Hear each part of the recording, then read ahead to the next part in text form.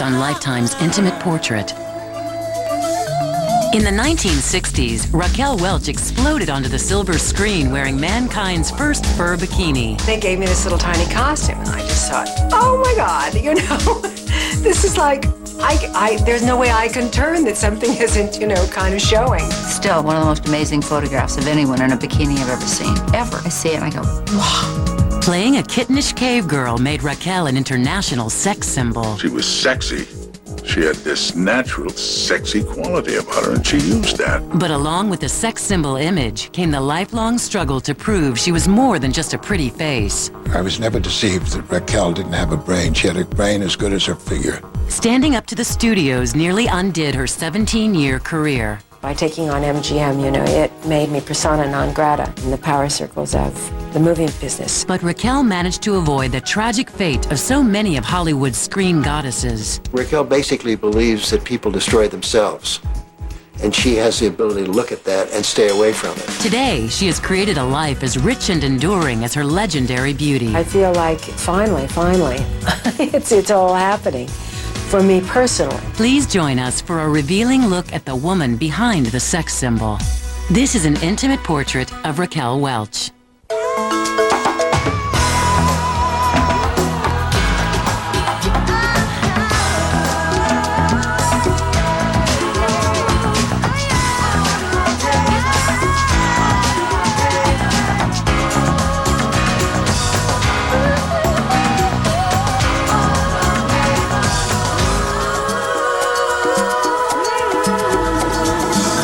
Lifetime's Intimate Portrait, hosted by Meredith Vieira.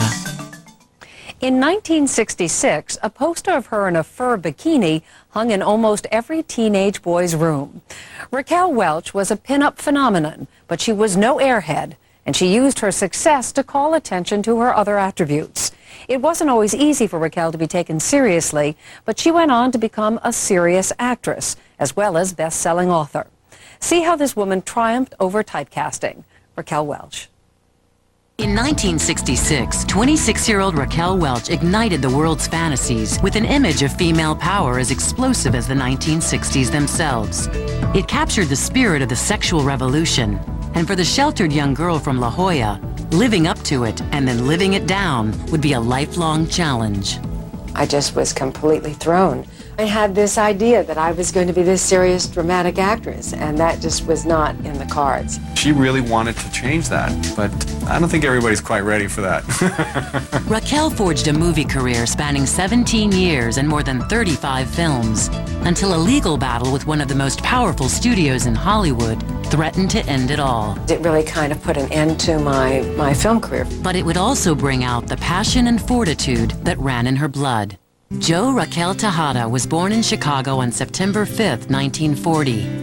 Named for her paternal grandmother, Raquel was the first child of Armando Carlos Tejada, a Bolivian immigrant, and Josephine Hall, an Anglo-Scot who traced her American roots to the Mayflower. My father was an engineer. He came from Bolivia to go to university here in this country at the University of Illinois, where he met my mother. He was a good man, but he was just a really scary father, and it was very hard to please him. Like many immigrants, Armando Tejada wanted his children to be American and brought little of his Latin heritage into the home. I think one of the reasons that I ended up being an actress is because I didn't really know who I was, and it was much easier to sort of go outside of reality and play, act, and pretend and get into other identities than it was to deal with reality, because I didn't really know a lot about my background for many years.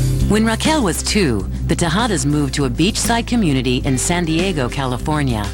Raquel was soon joined by a brother James and a sister Gail. As the firstborn, Raquel enjoyed a special relationship with her father. I was treated like the prized son in a funny kind of way. And so he took me to a lot of different things with him. And one of the things that he took me to see was the theater and the movies. When Raquel was 5, her father took her to see the Red Shoes at the local theater.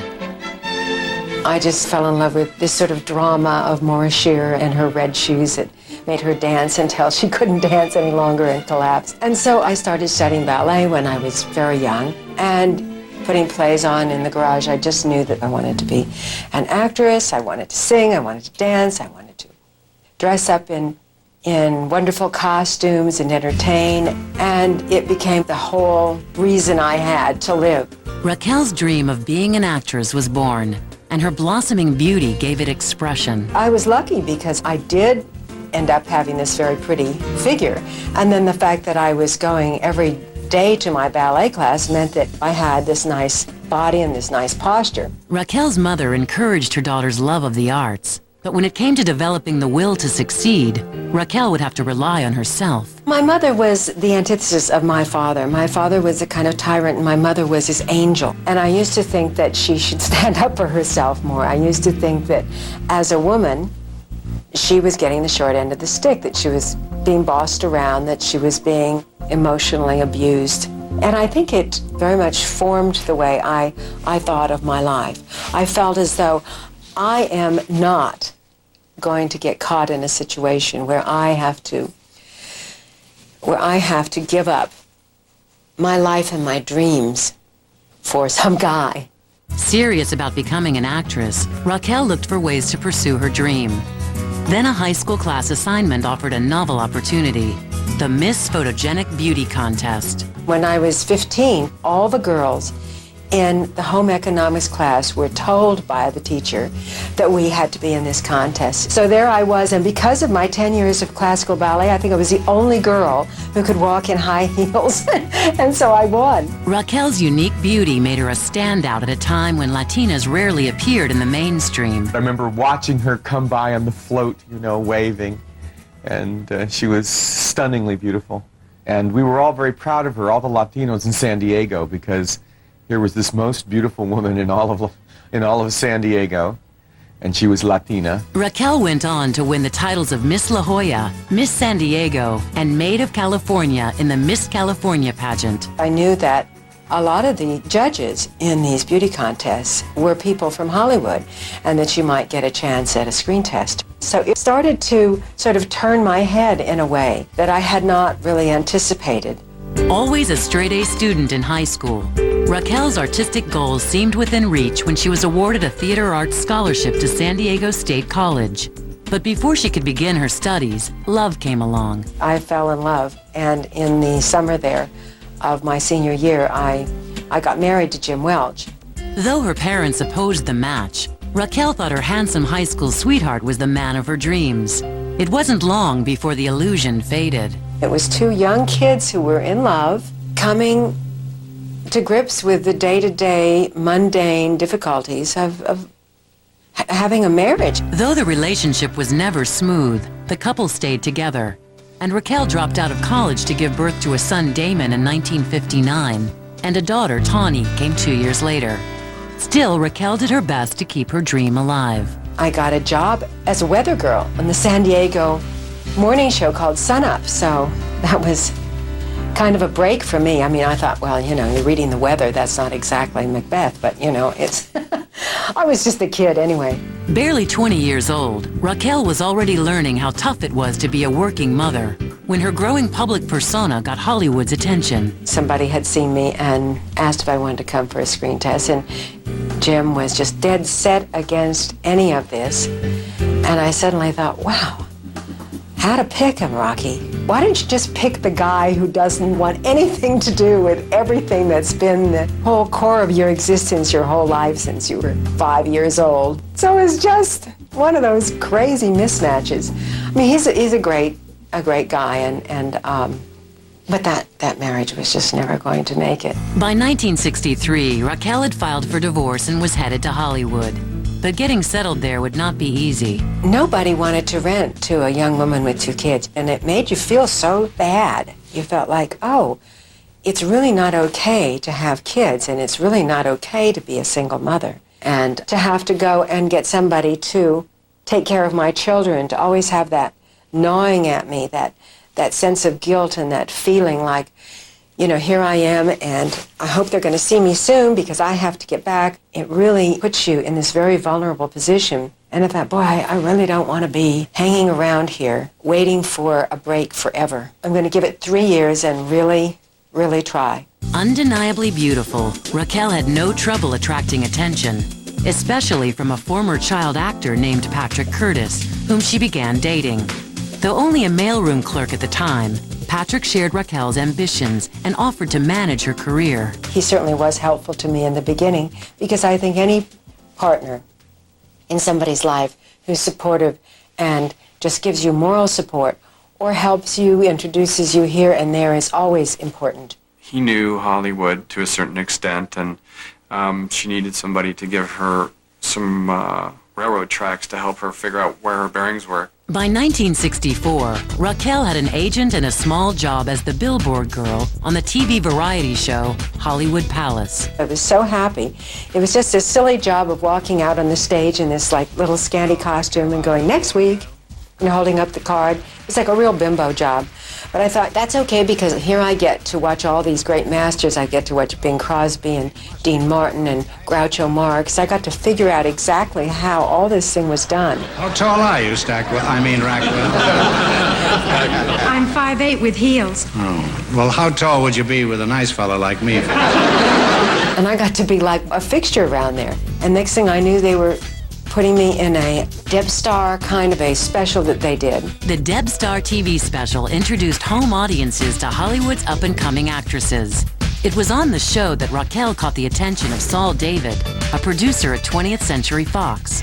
Raquel was soon signed to a contract and doing her first screen test for Saul David's film, Our Man Flint, with James Coburn. We needed a lady to play the antagonist, so we're doing some screen tests with various ladies. Raquel, you could tell she had presence. She had something that was bang. She didn't have a lot of training, so she didn't know much, but nevertheless, she looked really good. Saul David and we wanted her to make the movie.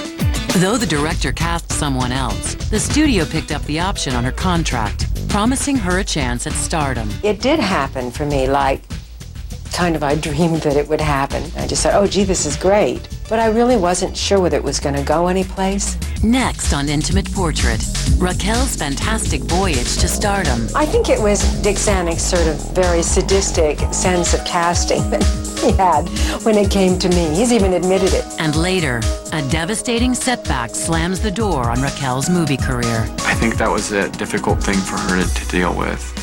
I think it would be for anybody. When Lifetime's Intimate Portrait of Raquel Welch continues. Welcome back to Lifetime's Intimate Portrait of Raquel Welch. By 1965, 24-year-old Raquel Welch, the hopeful young actress from La Jolla, was raising 2 small children by herself in Hollywood. Managed by boyfriend Patrick Curtis and under contract to 20th Century Fox, it looked like she was finally going to get her big break when producer Saul David approached her for the part of Cora Peterson in his science fiction film, Fantastic Voyage. He said, this is a wonderful, wonderful role. And I'm going, yeah. And he said, see, like, they take this group of doctors and they reduce them to microscopic size and inject them into the carotid artery. I didn't even know where the carotid artery was. And I went, they do what? Fantastic Voyage was a story about the miniaturization of the human body.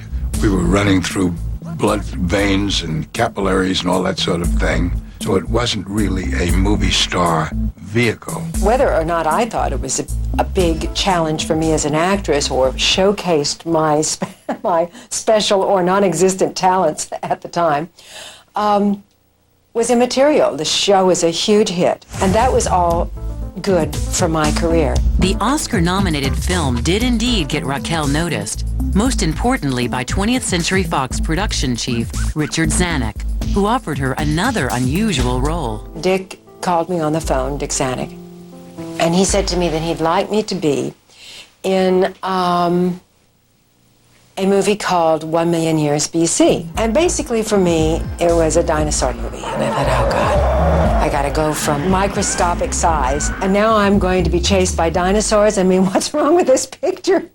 Still, eager to advance her career, 25-year-old Raquel packed up her 2 small children and with boyfriend Patrick Curtis set off for the Canary Islands.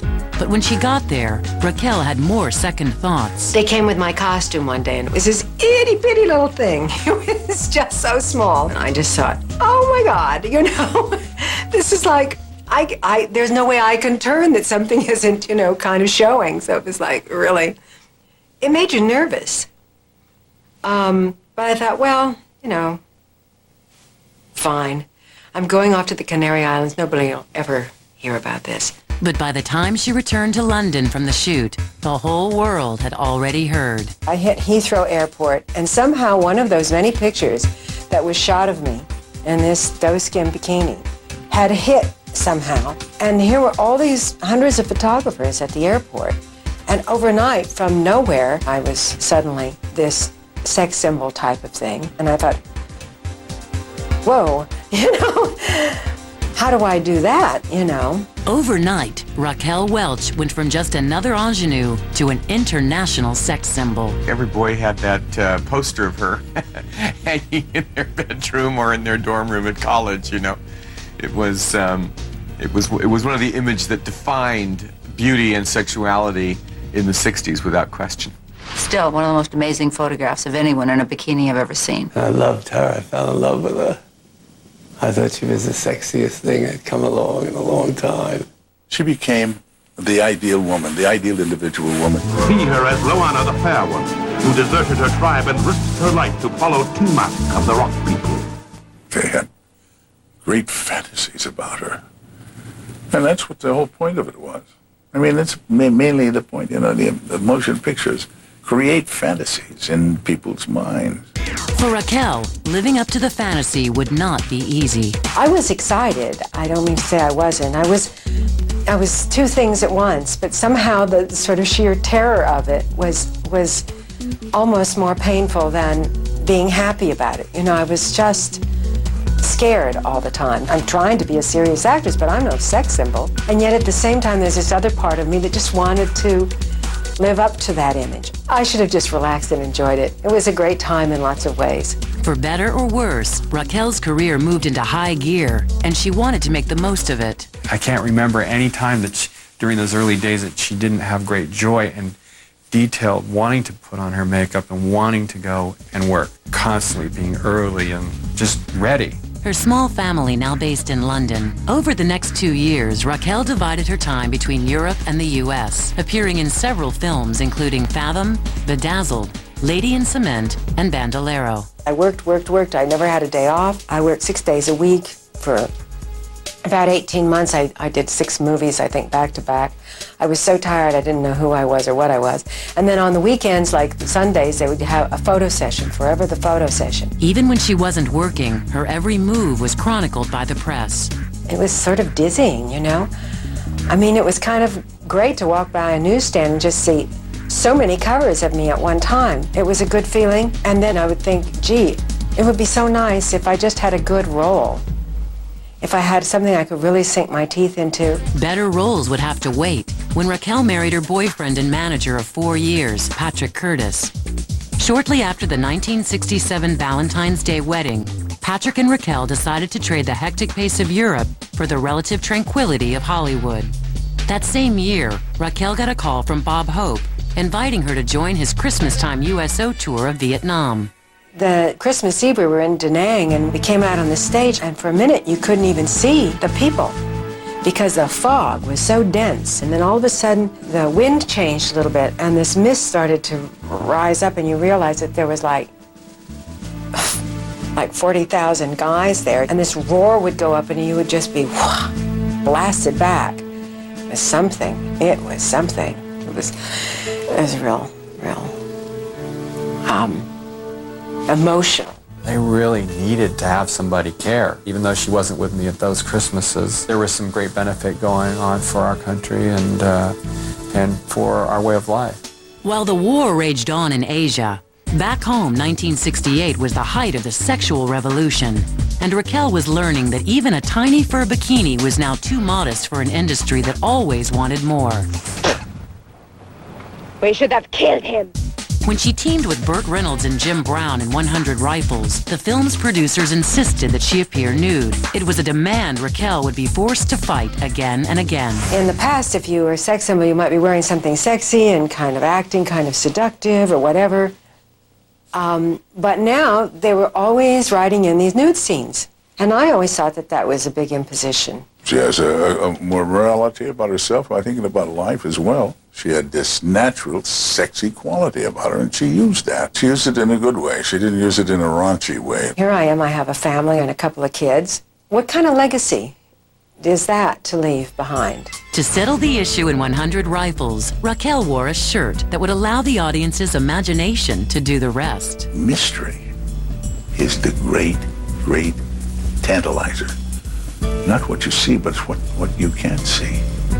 It's the mystery of a woman that makes her really interesting. And she guarded that. She guarded every aspect of that. When it came to mystery, probably no other movie created more of it than the audacious and controversial 1970 production of Myra Breckinridge, starring Raquel Welch and legendary 76-year-old Mae West. Get your resumes out. Most memorable film that only I and my partner Richard Zanuck adored, and that was Myra Breckinridge. You think of Raquel with Mae West, John Huston, all those people. It was quite an experience. What about studs? They don't call you the queen of the casting couch for nothing. I was very intrigued to meet the famous Mae West, so I went one afternoon to have an audience. And then in came Mae with this wig on, big blonde wig thing, like sort of all poofed up at the top like Brigitte Bardot or something. Long tendrils coming down, and she came, into the room. And then one of her false fingernails fell off, and I picked it up for her and I gave it back to her, and she said, "Thank you. And what did you say your name was?" Plagued with problems from the beginning, it didn't take long for the film to go down in Hollywood history as a disaster of mythic proportions. Looking for a change of pace, Kurtwell Productions, the company Raquel had formed with Patrick in 1966, now took the reins of a Western called Hannie Calder. And I started thinking, you know, one of the interesting things that I would like to do is to be a female Clint Eastwood. I put my pants on. You're not going to need them for long. And to be able to be in an action genre, but to have the woman be in the gunslinger position. Raquel Welch is Hannie Calder. By the time the film came out in 1971, Raquel and Patrick had been together 7 years. But the relationship that walked the personal and professional tightrope had never been easy. Now 30 and in the business for more than 5 years, Raquel decided that Hannie Calder would be her final collaboration with Patrick, at home or on the set. I thought, okay, let me just get through this, and that's, you know, that's the last thing. Because it was very sticky already in the relationship at that point, and it wasn't going to go on much longer. Coming up, Raquel shows the world she's got talent to go along with her beauty. You're a big fat tub of line, you can't skate anything you want. She was incredible in that movie. I mean, she really showed me that she could act in that movie. And later, Raquel finally has her first real wedding. You know when it's good. I think the older you get, you know when something's gonna work. This is Lifetime's intimate portrait of Raquel Welch. In 1966, the cave girl image from 1 million years BC seared itself onto the American psyche, making Raquel Welch a world-famous sex symbol. By the end of the decade, she had nearly 20 films to her credit. But by 1971, the 31-year-old star wanted life on her own terms, and that meant divorce from second husband and manager, Patrick Curtis. He had some kind of idea about who he thought Raquel should be, and I think she got out of his hands just in the right time. The newly single Raquel was determined to change the course of her career and sex symbol image. It wasn't long before the perfect vehicle landed literally on her doorstep. A young kid knocking on the door that I answered. He says, "I've got a script here," and he seemed like he had a pleasant face. And I trusted him from the way he looked, and I took the script and I said, "I'll let them read this, I promise." The nanny actually read it first and said, "You know, this is pretty good." And I said, "Oh, yes." I look at it, and it's a Kansas City Bomber. It's all about this roller derby. And I thought, yeah, that'd be so great. So I got this film together at MGM, and we made this movie. In the world of roller games, there's room at the top for only one. And there's only one Kansas City Bomber.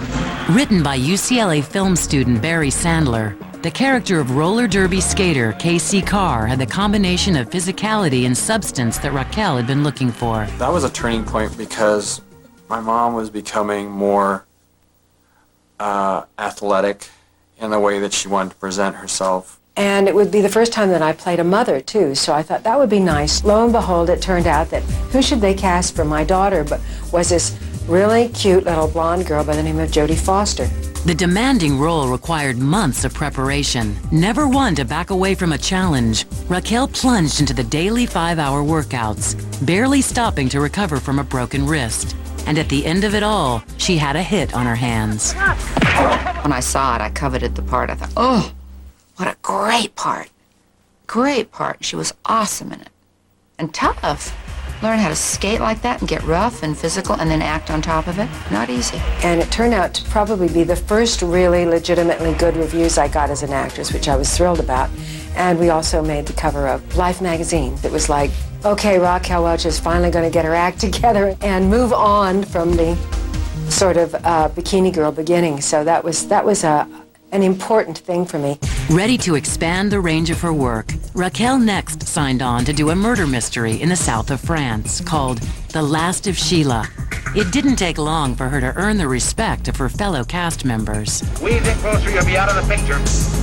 And I don't mean this one. We absolutely hit it off right away. She was very specific about how she wanted to do what she wanted to do. And I really had a lot of respect for that. I want to see you tonight. I'd like to talk to you. It's about this game. I know we said we'd be careful, but I don't think anybody will be on the top deck. She had direction of her attention and a great deal of tenacity and tried everything, singing, dancing, everything she wanted to do, and did it all. The film's critical and box office success allowed Raquel to continue expanding her range. In 1973, she launched a one-woman show in Las Vegas, spoofing her sex symbol image. It was her flair for comedy that caught the attention of director Richard Lester, who offered her a role in his remake of The Three Musketeers. I wish I could say that I planned all of this, but I didn't. It was just a kind of fluke. The script arrived, and Dick Lester wanted to know if I'd like to play this part of Constance Bonacieux. It was great fun. I got to do this slapstick comedy, which I had never done before, really. Her comic sparkle lit up the screen, and after nearly 10 years in Hollywood, Raquel Welch was finally among the hopeful nominees for the Golden Globe for Best Actress in a Musical or Comedy. And the winner is Raquel Welch.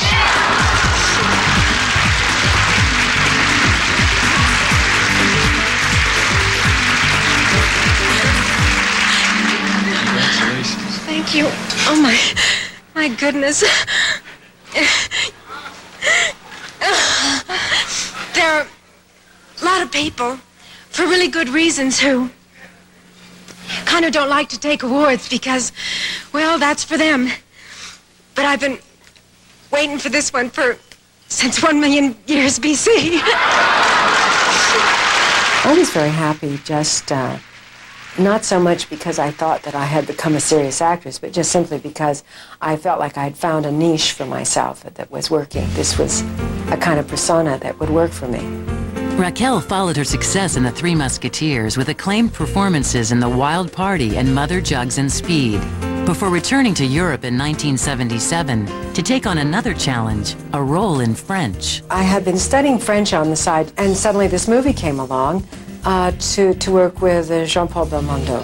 And while I was in Paris doing this, the director, who is also French, didn't speak very good English, so he kept asking this screenwriter friend of his to come and have dinner with us all the time. The screenwriter turned out to be Andre Weinfeld, and he was very funny and amusing and everything.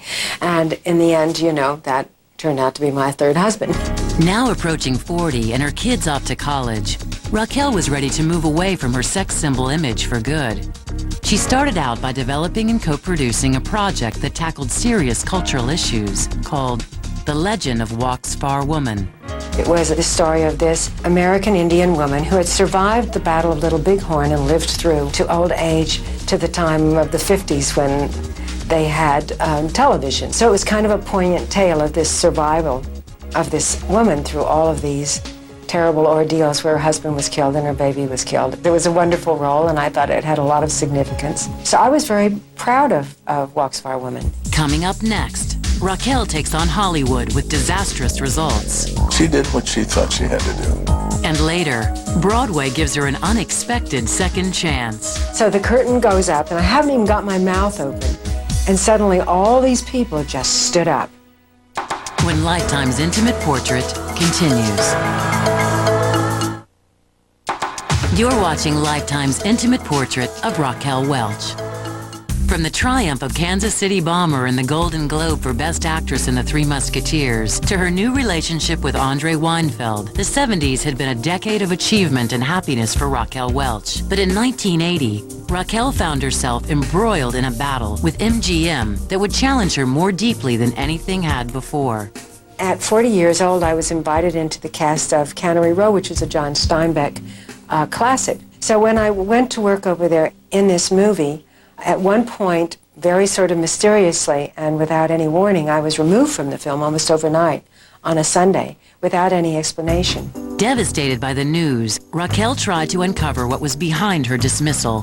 They couldn't get their picture financed without having a named star. They got a green light when they got my name involved with it, but they didn't really want to keep me in the movie. They had other plans. Raquel sued the studio for wrongful termination. But taking on the industry that had made her a star would not be easy. The people in the business kind of forced her into responses that were not necessarily really positive. But she did what she thought she had to do. By taking on MGM, you know, it made me persona non grata in the power circles of the movie business. So I had a big, long period where I couldn't make a movie. It was a very hard thing for me to see that I was going to have one whole side of my career gone. I think that was a difficult thing for her to deal with. I think it would be for anybody. Though the case eventually awarded her more than $10 million, Raquel's nearly 20-year film career had come to a halt. Devastated, she moved to New York, never suspecting the dark cloud was to have an amazing silver lining. I really didn't know what I should do or whether I should continue with my career at all, and then this opportunity suddenly came out of nowhere. It was almost like fate. Would I like to come in and replace Lauren Bacall in Woman of the Year? Woman of the Year was one of the hottest shows on Broadway, starring one of the biggest names in film history, the legendary Lauren Bacall. Though worried that New York critics might not embrace her after Bacall's Tony-winning performance, Raquel was ready to try. I think that was a very daunting thing at first. I don't think most people realized how she had to rework that in a very short time. She had to really do all the rehearsals within 2 weeks. That's what makes it kind of all the more miraculous. One snowy evening in December 1981, Raquel stepped out onto the Broadway stage and faced one of the most discerning audiences in the world. So the curtain goes up, and I'm standing there in this gold dress, and I haven't even got my mouth open. And suddenly all these people just stood up. And I was so amazed, you know. I mean, it was one of those times when I really felt like I was washed over, like Vietnam, you know, by this big, huge emotion, like, whew. And I was so overcome with emotion, I couldn't even sing because I was all teary-eyed and everything. But I thought, I haven't done anything. Overnight, Raquel Welch went from Hollywood blacklist to Broadway triumph. It legitimized my career. It gave me, once and for all, a kind of self-confidence that I had been missing all that time. You know, I mean, it's tiring to all the time prove yourself over and over again. And I think what happened with Woman of the Year is suddenly I stopped all of that. Really stood out that my mom had changed a lot, that there wasn't anything that was going to kind of get in her way ever again. Along with her confidence, Raquel's 2-week run grew into 6 months of sold-out performances. I think she's great in musical comedy. That was a very good part for her. And she looked marvelous. Who could look like that? Oh my God. Now that Raquel knew her talent had been truly acknowledged, she was finally able to make peace with her image. I realized that that still was the way that a lot of people relate to me. So instead of fighting it, somewhere along in the 80s after Woman of the Year, I realized it wasn't such a bad thing after all, that it was a good thing. While Raquel's sex appeal came in part from her undeniable beauty, it also stemmed from her health and vitality. In 1984, at the height of the aerobics craze, she showed women a completely different approach to health and beauty with a book and video on Hatha Yoga. The book became a bestseller, but her marriage to third husband, Andre Weinfeld, was coming apart. I sort of designed my whole life so that I would not have to make decisions based on some guy telling me what to do.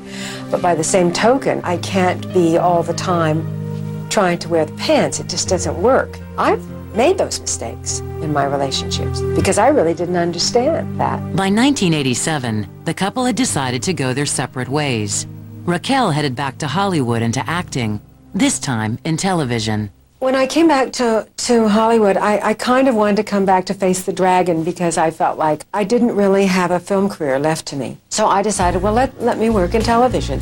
So I did this wonderful dramatic role called Right to Die, where I play this woman who is dying from Lou Gehrig's disease. Along with earning her a second Golden Globe nomination, curiously, the role of a dying woman was one of the most enjoyable of her career. It was probably one of the most relaxing things I ever did. I didn't have to wear any makeup. I didn't have to worry about my hair. I didn't have to worry about my wardrobe. I just had to look bad all the time. In 1996, Hollywood confirmed Raquel's enduring star power with a star on the Walk of Fame. The first time that I came to Hollywood, I would be walking across the stars on the Hollywood Walk of Fame, and I wondered if and how I would ever get to be one. It's a reason to bring some of your friends together and celebrate that, hey, I just committed my last 35 years of my life to this work. She was wanting to do that. Coming up, as Raquel begins her 5th decade in show business, she retains her secret weapon. Women with mystery are the ones that are going to survive the longest. And she's got that mystery. God bless her. When Lifetime's intimate portrait of Raquel Welch continues. We now return to an intimate portrait of Raquel Welch. By 1990, Raquel Welch had transformed her sex symbol image into a health and beauty industry, and her broken film career into Broadway raves. Hollywood celebrated her return with a star, and in 1997, Raquel once again illuminated the Broadway stage, replacing Julie Andrews and Victor Victoria, but not before a chance meeting in Hollywood introduced her to a promising new man. I just didn't think I was going to get married again. I just thought, well, you know, what's the point? We first met at a friend's birthday party, and she walked in, and I saw her. I was immediately taken by her, and we just seemed to hit it off.